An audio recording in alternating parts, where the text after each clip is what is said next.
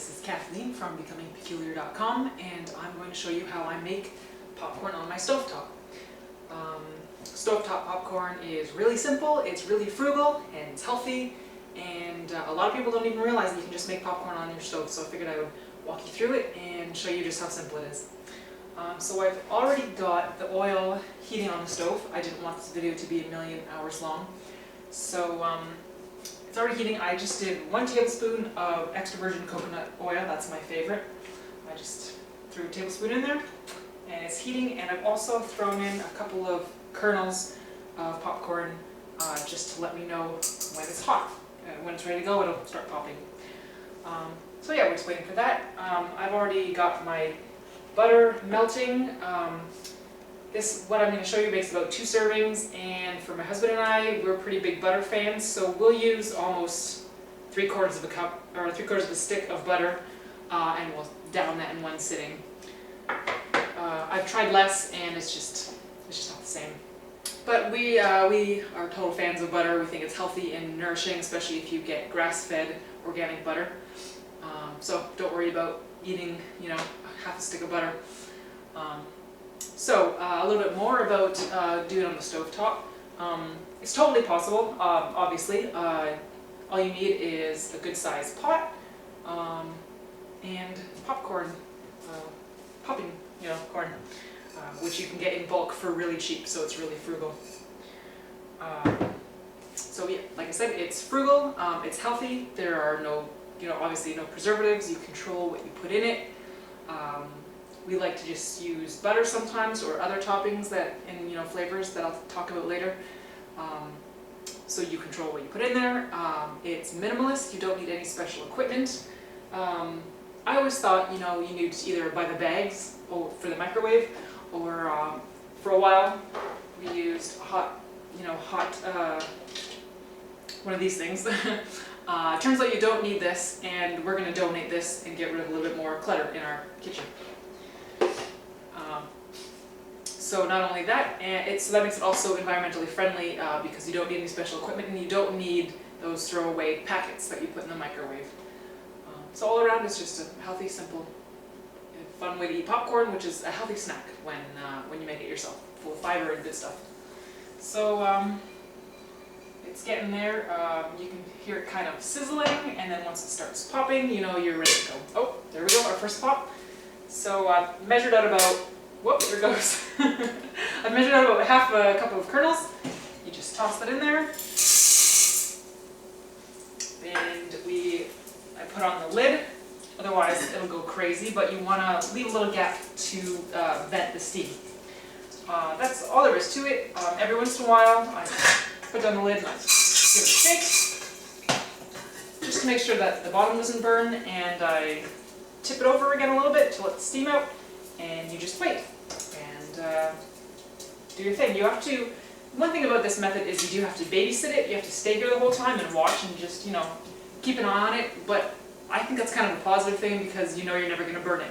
We've been using this method for a couple of months, and I haven't burnt a single batch, whereas my childhood memories of popcorn are of constantly, you dump it into the microwave, you run off, you don't quite remember how long it was that you're supposed to put it in there, you start smelling burning, you go running.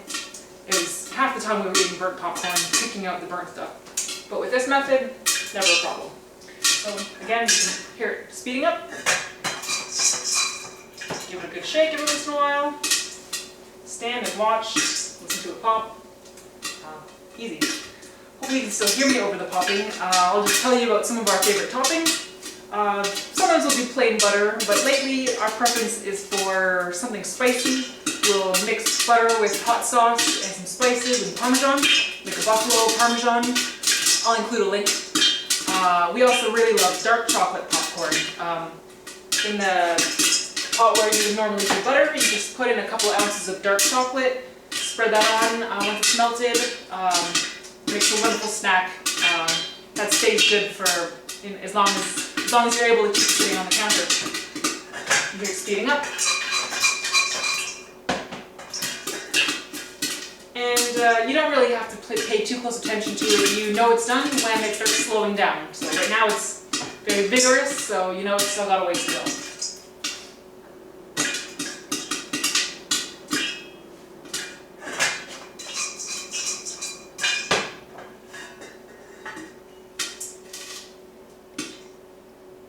Let's see, what else can I tell you about it?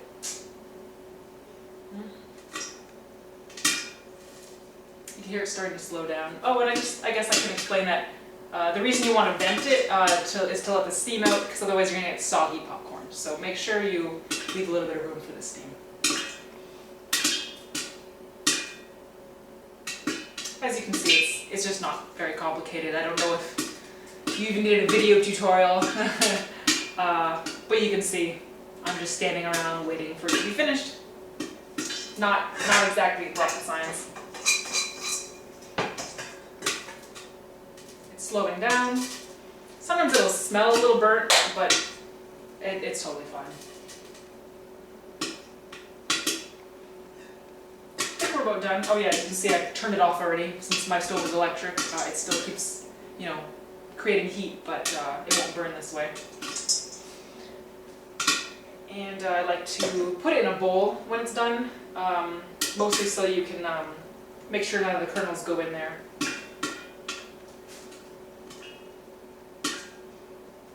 I'm getting impatient, but I gotta wait until it's done popping. You can hear just very slowly, but if I open it now, I'm probably still gonna get popcorn exploding in my face, so I'm trying to be patient. Alright, I think we're good. Whoop, see what I mean? So that half cup of kernels made probably about 4 to 6 cups of popcorn. You can see it's beautifully not burnt. And the other great thing about this method is I find there's almost no kernels left afterwards. I've got like 4 or 5 unpopped kernels, and the rest is all done. So there you have it. Some delicious stove-top popcorn. Just drizzle on your butter and some salt, and you're good to go. Thanks a lot.